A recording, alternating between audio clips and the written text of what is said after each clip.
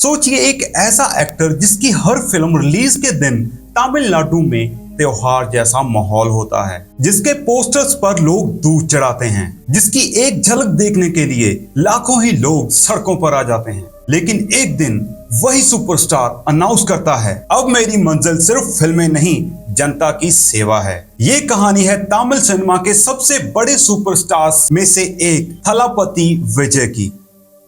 कैसे एक डायरेक्टर के बेटे ने अपनी पहचान खुद बनाई, कैसे फ्लॉप फिल्मों के बाद वो साउथ इंडिया का सबसे बड़ा सुपरस्टार बना, और आखिर ऐसी क्या वजह थी कि करोड़ों रुपए की फिल्म छोड़कर उसने पॉलिटिक्स का रास्ता चुन लिया। गाइस, कुर्सी की पेटी बांध लीजिए, क्योंकि आज की इस वीडियो में हम विजय की पूरी जर्नी जानेंगे, बचपन से लेकर ब्लॉकबस्टर कैरियर तक और फिर सिनेमा से पॉलिटिक्स तक का सफर।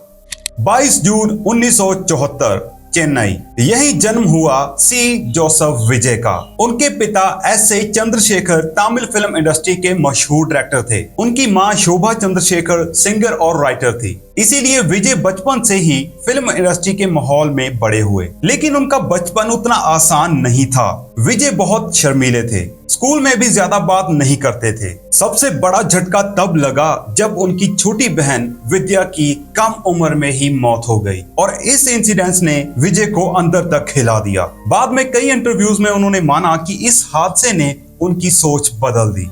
बचपन में विजय ने कुछ फिल्मों में चाइल्ड आर्टिस्ट के रूप में काम किया, लेकिन हीरो के रूप में उनकी पहली फिल्म आई नालेया थीरपू, जो कि 1992 में आई थी। इस मूवी को उनके पिता ने ही डायरेक्ट किया था, लेकिन ये मूवी बॉक्स ऑफिस पर फ्लॉप हो गई। उस समय बहुत से लोगों ने कहा, डायरेक्टर का बेटा कभी हीरो नहीं बन सकता। विजय की एक्टिंग का भी मजाक उड़ाया गया, उनकी लुक्स पर भी कमेंट्स हुए, उनके डांस को लेकर भी क्रिटिसिज्म हुआ। लेकिन विजय ने हार नहीं मानी। अगले कुछ सालों तक उन्होंने लगातार फिल्में की, हर मूवी के साथ एक्टिंग और स्क्रीन प्रेजेंस इंप्रूव करते गए। 1996 में फिल्म आई पूवे उनाकाग। इस मूवी ने विजय की किस्मत बदल दी। फिल्म सुपरहिट हुई। पहली बार लोगों ने विजय को सिर्फ डायरेक्टर का बेटा नहीं, बल्कि एक अलग हीरो के रूप में एक्सेप्ट किया। इस मूवी के बाद लव टुडे, कदलूक मर्यादाई, धुल्लादा मनमम धुल्लुम, इन जैसी कई हिट्स ने विजय को फैमिली ऑडियंस का फेवरेट बना दिया। अब उनकी इमेज एक रोमांटिक हीरो की थी, लेकिन विजय थालापति सिर्फ रोमांस तक सीमित नहीं रहना चाहते थे, उन्हें मास हीरो बनना था, और वही हुआ। 2004 में रिलीज हुई मूवी गिल्ली। ये मूवी सिर्फ हिट नहीं थी, बल्कि तमिल सिनेमा की सबसे बड़ी कमर्शियल फिल्म्स में शामिल हो गई। इसके बाद धीरुपाची, पोखिरी, शिवाकाशी, वेलायुधम, थुपाकी, कथथी, मर्सल, सरकार, मास्टर, बीस्ट, लियो, हर फिल्म ने विजय की पॉपुलैरिटी को नए लेवल पर पहुंचा दिया। आज उनकी फिल्म रिलीज होना मतलब एडवांस बुकिंग के रिकॉर्ड्स तोड़ना, फैंस का थिएटर्स के बाहर सेलिब्रेशन और करोड़ की ओपनिंग। इसी वजह से उन्हें नाम मिला थलापति, जिसका मतलब होता है कमांडर, सिर्फ एक्टर नहीं बल्कि लाखों फैंस का लीडर।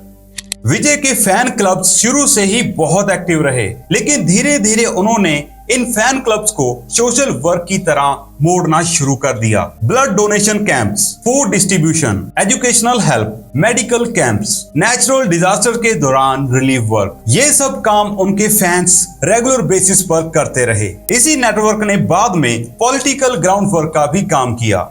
कई सालों तक लोग विजय से ये पूछते रहे, क्या आप पॉलिटिक्स ज्वाइन करोगे? लेकिन हर बार विजय सीधा जवाब नहीं देते थे। लेकिन उनकी कुछ फिल्मों जैसे सरकार और मर्सल में गवर्नेंस, करप्शन और पब्लिक इशू को लेकर डायलॉग्स ने पॉलिटिकल डिस्कशन शुरू कर दिए। फिर फरवरी 2024 में विजय ने ऑफिशियली अनाउंस किया तमिला वेट्री कजगम, यानी टीवी के। साथ ही उन्होंने कहा कि धीरे धीरे वो एक्टिंग से दूर होकर पॉलिटिक्स पर फोकस करेंगे। उनका कहना था कि उनका मकसद पब्लिक सर्विस और तमिलनाडु के लिए काम करना है। इस अनाउंसमेंट ने तमिलनाडु की पॉलिटिक्स में एक नया चैप्टर शुरू कर दिया। क्या विजय वो पहले एक्टर हैं जो पॉलिटिक्स में आए? बिल्कुल नहीं। तमिलनाडु का इतिहास एक्टर पॉलिटिशियन से भरा हुआ है। एमजीआर ने एक्टिंग के बाद पॉलिटिक्स में आकर चीफ मिनिस्टर बनने तक का सफर तय किया। जयललिता ने भी फिल्म इंडस्ट्री से पॉलिटिक्स में आकर राज्य की कमान संभाली। विजयकांत ने अपनी पार्टी बनाई और ऑपोजिशन की एक मजबूत आवाज बने। कमल हसन ने भी अपनी पॉलिटिकल पार्टी बनाई और इलेक्शंस लड़े। दूसरी तरफ कुछ एक्टर्स जैसे सनी देओल लोकसभा चुनाव जीतकर सांसद पहुंच गए, लेकिन उनकी पार्लियामेंट्री अटेंडेंस और चुनाव क्षेत्र के लोगों से जुड़ाव को लेकर मीडिया और पॉलिटिकल ऑब्जर्वर्स ने सवाल भी उठाए। इसी से ये बात समझ आती है कि स्क्रीन पर पॉपुलर होना और पब्लिक ऑफिस में इफेक्टिव काम करना दोनों अलग चीजें हैं। इसी वजह से विजय के सामने भी सबसे बड़ा सवाल यही है, क्या वो सुपरस्टार से सक्सेसफुल पॉलिटिकल लीडर बन पाएंगे। अब बात करते हैं विजय थालापति ने पॉलिटिक्स में आकर क्या क्या चेंजेस किए और वो तमिलनाडु स्टेट में क्या कुछ कर रहे हैं। महिलाओं के लिए ज्यादा सहायता। पात्र महिलाओं को हर महीने अधिक सहायता देने की योजना शुरू की गई। सरकारी बसों में महिलाओं के लिए मुफ्त यात्रा। महिलाओं की यात्रा आसान बनाने के लिए फ्री बस यात्रा योजना लागू की गई। गरीब परिवारों की बेटियों के विवाह के लिए सहायता, सोना और अन्य विवाह सहायता योजना शुरू की गई। नवजात शिशुओं के परिवार को सरकारी सहायता और वेलकम किट देने की पहल की गई। किसानों के लिए योजनाएं। किसानों की आय बढ़ाने और जोखिम कम करने के लिए नई सहायता योजनाएं घोषित की गई। युवाओं के लिए रोजगार और स्किल डेवलपमेंट, नौकरी, कौशल प्रशिक्षण और निवेश बढ़ाने पर जोर दिया गया। भ्रष्टाचार के खिलाफ रुख। सरकार ने पारदर्शिता और डिजिटल गवर्नेंस बढ़ाने की बात की गई। और विजय थालापति ने तमिलनाडु स्टेट पर जो भी पॉलिटिशियंस के पोस्टर बैनर्स लगे थे उन सबको क्लीन करवा दिया और शहर एकदम चमक रहा है। और जो बच्चे स्कूल ड्रेस में होंगे अगर वो बस में चढ़ेंगे तो उनसे 1 रुपया नहीं लिया जाएगा, वो मुफ्त सवारी कर सकते हैं बस की।